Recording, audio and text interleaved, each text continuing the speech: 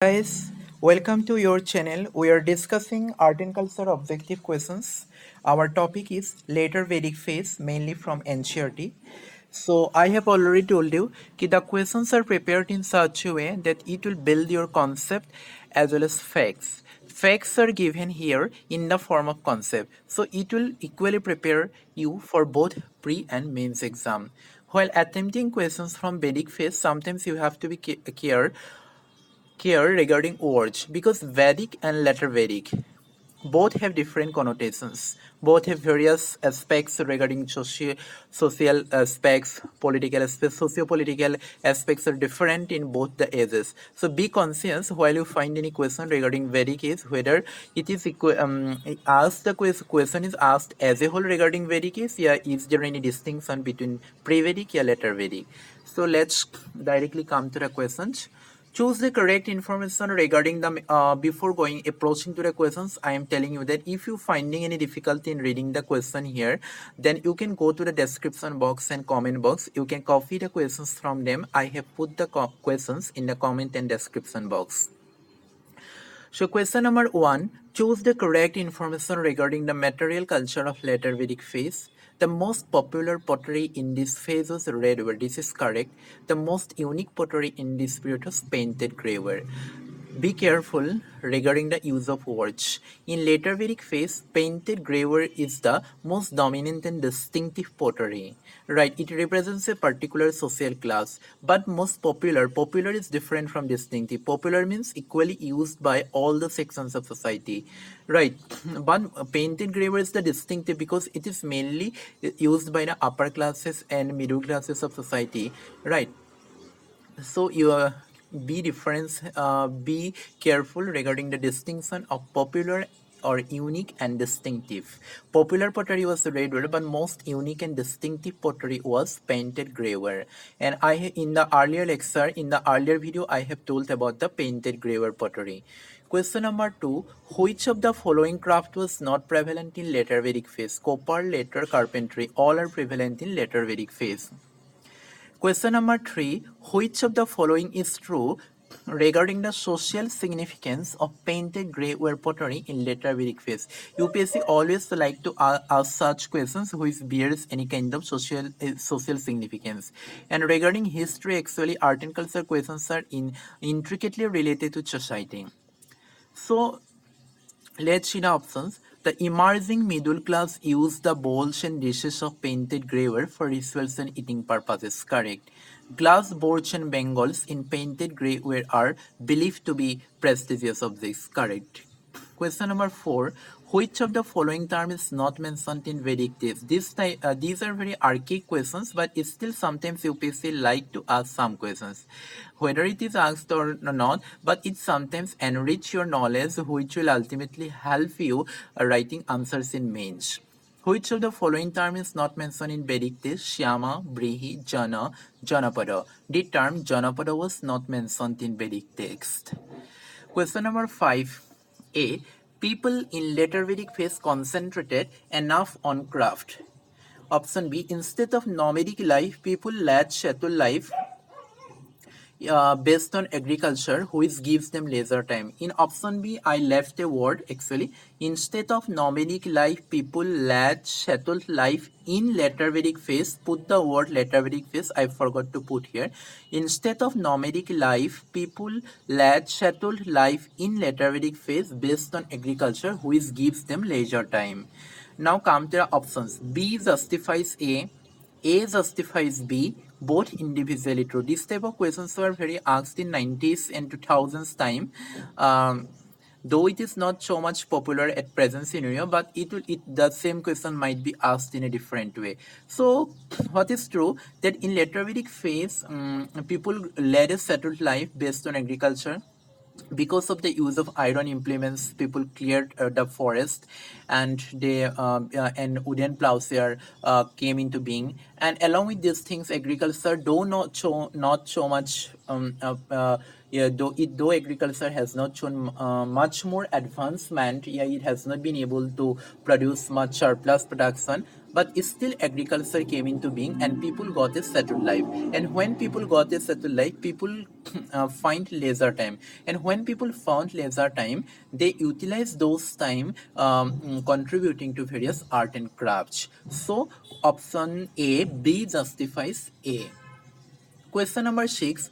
Consider the true statement regarding urbanization in later Vedic phase. In my earlier video, I also told you that though urbanization is happens in later Vedic phase, but it is very faint. It means indistinct beginning.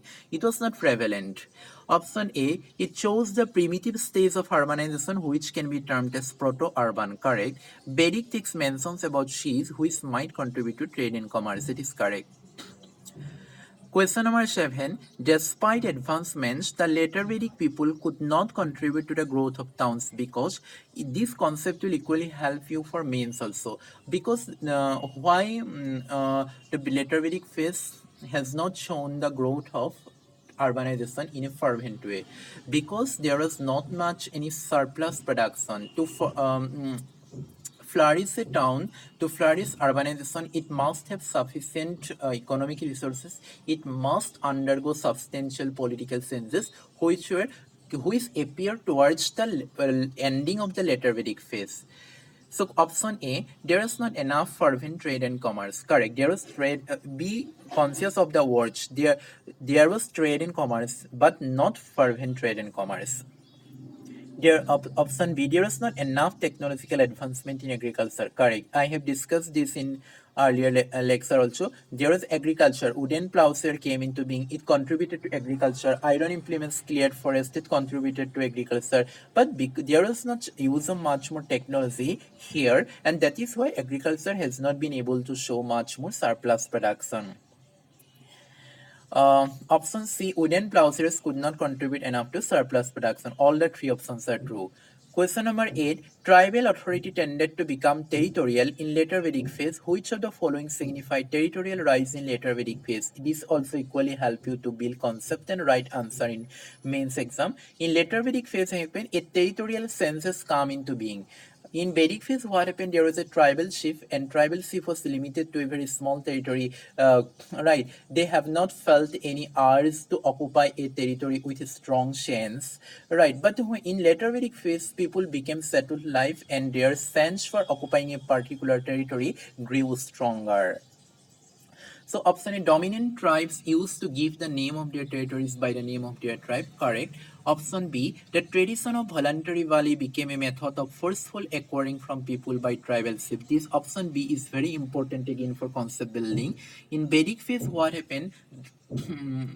Bali, yeah, vis. It is a kind of voluntary gift which people pay as a tribute to their king, because king has protected them. Right, but in later Vedic phase, what happens? This kinds of a forceful, this becomes a kind of forceful occupation. Means tribalship forcibly acquire those from the common people, and these actually contributed to the enrichment of resources with king, and which is one major factor of growing, changing political and economic resources of the king, and which equally contributed to the growth, contributed to the birth of Janapada in towards the end of the later Vedic phase. Question number 9. Which of the following Rigvedic gods relegated to the background in later Vedic culture? Indra, Agni, Rudra, and Vishnu. Rudra and Vishnu came into forefront in later Vedic phase. It is Indra and Agni which were very popular in Vedic phase, but they became their popularity got diminished in later Vedic phase. 10. The mode of worship saw substantial changes in later Vedic phase in comparison to the Vedic phase. Which of the following justify this?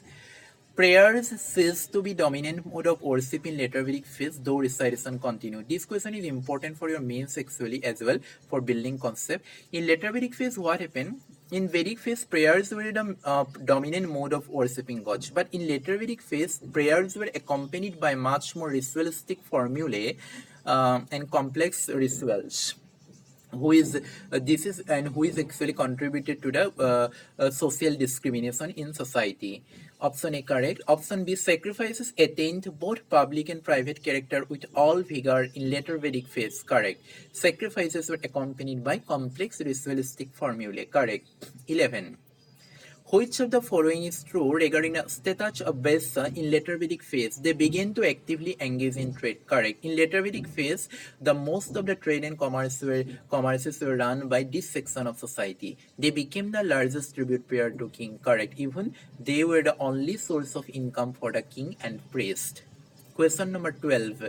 Which of the following stages were not clearly defined in late post-Vedic text? Brahmachari, Grihastha, Vanaprastha, Sannyasi. The fourth stage was not clearly defined in post-Vedic text.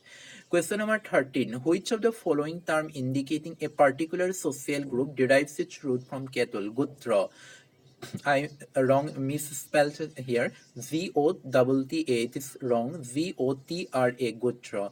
The word originally derives its root from the place where cattle are being kept together under a particular clan. Gradually, it began to distinguish a particular kind of social group. Question number 14. Which choose the correct information regarding the land grant in later Vedic phase? It is equally important question. Land grant became customary in this period. No, it has not been established as a customary trend still in this period. But be conscious of the words. You visit the words very carefully. What the words are saying. There were various mentions of land grant, but it has not become a customary trend.